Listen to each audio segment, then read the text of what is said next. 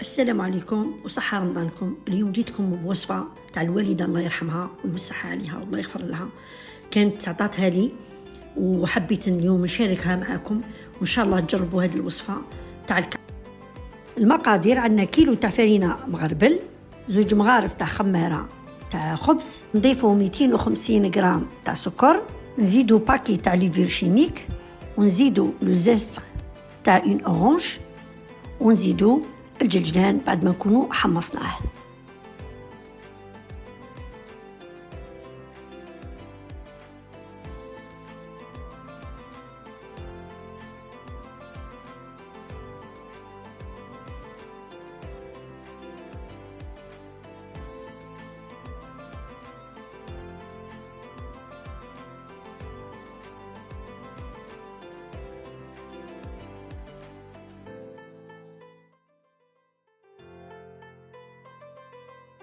باش نلموا العجين تاعنا رانا درنا الجشنان ودرنا حبة الحلاوة وزريعة البسباس مطحونين، درناهم انفيزيون بالماء غالي، خليناهم حوالي 10 دقائق، صفيناهم، طاحوا لنا حوالي كأس كبير اللي بيه نلموا العجينة، ونضيفوا نصف كأس زيت، ومن بعد نزيدوا فنجال تاع لاتاي تاع مصهر، ونعجنوا كامل لاباط مدة 5 دقائق.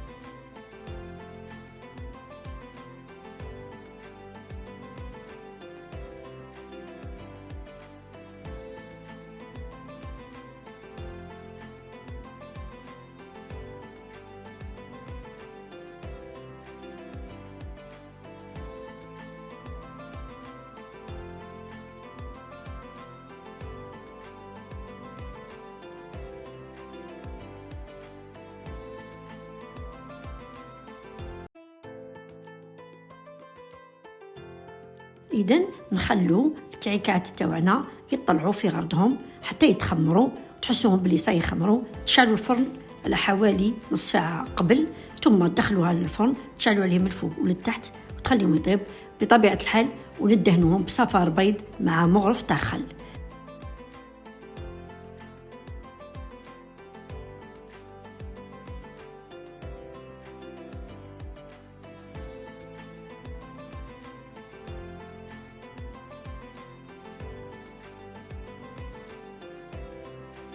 إذن كان هذا هو الشكل الأخير بعد ما طابوا خرجناهم.